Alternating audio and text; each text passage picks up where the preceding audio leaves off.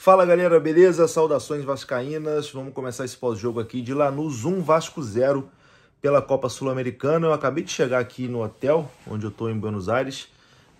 Assim que acabou o jogo, a gente entrou no ônibus, né, onde estavam as torcidas, para voltar aqui para Buenos Aires, porque Lanús é uma província, né, aqui próxima a Buenos Aires, mas de ônibus ali dá mais ou menos 40 minutos, uma hora, enfim, depende do trânsito. Por isso o pós-jogo está saindo um pouquinho atrasado, mas vamos lá, vamos comentar mais essa derrota, né, do Vasco. Derrota agora na estreia de Fernando Diniz.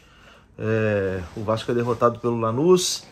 Não vou dizer se complica na Copa Sul-Americana, porque a situação já estava complicada e o Vasco continua dependendo só de si, né, para poder se classificar.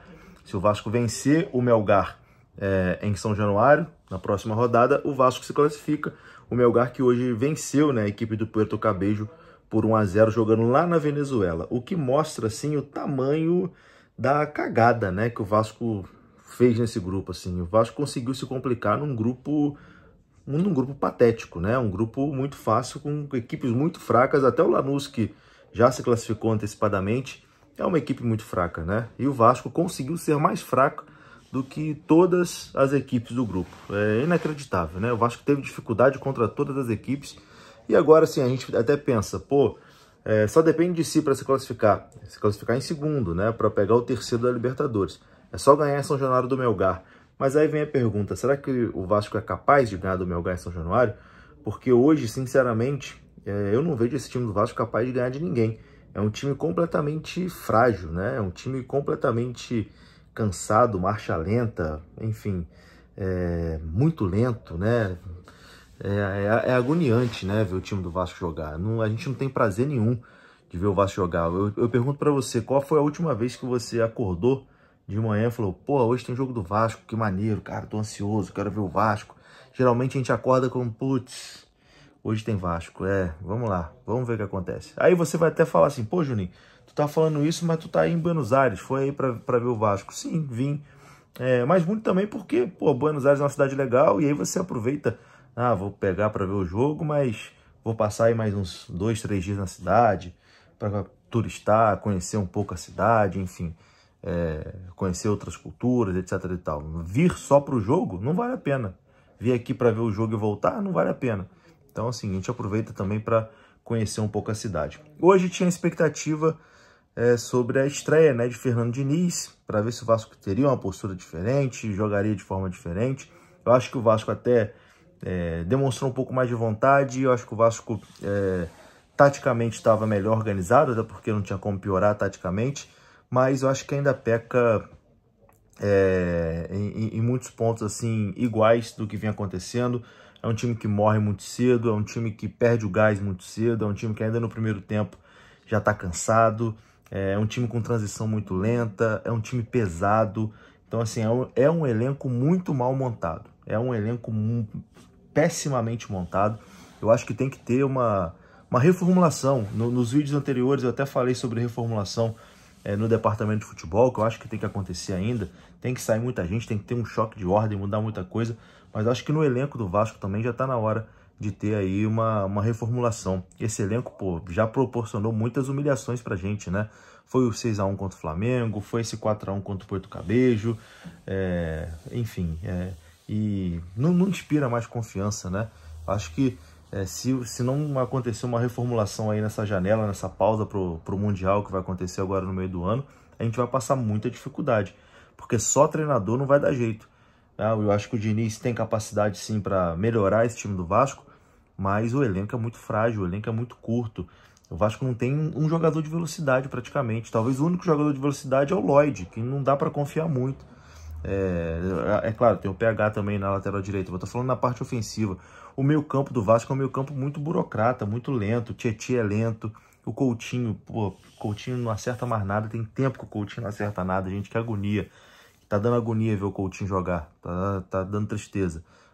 Então, é um time muito amarrado ali, muito engessado do meio pra frente. O Verratti, coitado, quando ele não faz gol, ele é nulo, né? Hoje, ele praticamente também não tocou na bola, né? Não tocou na bola praticamente, a bola não chega. Ele até tenta alguma coisa, mas fora da área ali, sem ser para finalizar, o Verratti é bastante limitado. Então, assim, a gente tá numa situação bem difícil. Eu acho que se a diretoria não acordar e não abrir o bolso aí nesse meio do ano para investir e reformular esse elenco, né? Trazer jogadores para o time titular, porque não adianta contratar igual contratou o Garré e aí, enfim, não joga porque não consegue se firmar. O Lloyd, que foi uma maluquice danada, um Maxime da vida, um Jean Davi, é muito dinheiro mal gasto, né, por essa direção. Nessa próxima janela tem que acertar, porque se errar, infelizmente, meu amigo, o Vasco caminha para ser rebaixado no Campeonato Brasileiro, porque o elenco é triste, tá? É de doer a vista. É complicado. Pela televisão é feio, de perto parece que tá pela televisão, porque é feio também. Bizarro, meus queridos. Bizarro. A gente tá numa situação que, meu Deus do céu, complicada demais, demais, demais. E mais difícil é você não enxergar muita saída, né? Que, pô, chega um treinador novo, tu pelo menos pensa, não, vai ter aquela motivação. Primeiro jogo com o novo técnico, é claro que, pô, não deu pra fazer praticamente nada, só teve um treino, né? O Fernando Diniz. Mas a gente vê erros parecidos, né? Assim, principalmente nisso da transição, de ser um time marcha lenta, de ser um time muito devagar. Hoje o Vasco até teve posse de bola ali, mas muito sem objetivo. Era sempre toquinho para trás, toca para lado, toca para trás. O Vasco não deu um chute a gol no Lanús, né? O Vasco, aliás, até estou de fora da área, mas o Vasco não criou assim nenhuma jogada para apertar, para sufocar o Lanús, em forma alguma. O Lanús teve ali praticamente o jogo controlado, e aí quando apertou um pouquinho, aí a zaga do Vasco, como sempre, falha, né? Leva um gol bizarro ali também, como sempre. E aí, meu amigo, é isso. Agora é tentar salvar essa classificação contra o Melgar. Basta vencer o Melgar em São Januário. Vamos ver se o Vasco, pelo menos isso, consegue fazer, né? Pô, bizarro, bizarro. Eu queria até falar, se não ganhar do Melgar, vai ganhar de quem? Mas hoje a gente não ganha de ninguém mesmo. Hoje o time eu não vejo com capacidade de ganhar de ninguém. É brabo. E antes desse jogo contra o Melgar, a gente ainda tem Fortaleza esse sábado, né, em São Januário, que vai ser um jogo muito difícil. Fortaleza tem uma equipe muito boa.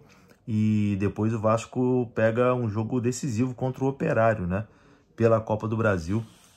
Jogo também em São Januário. O primeiro jogo ficou empatado e agora o Vasco tem que buscar aí essa vitória em casa para poder passar. Empate leva para os pênaltis. Vamos lá. Mas só Fernando Diniz não vai adiantar não, tá? Tem que contratar, senão 2025 vai ser muito, muito, muito, muito longo. Tamo junto. Um abraço aí para todos. Valeu.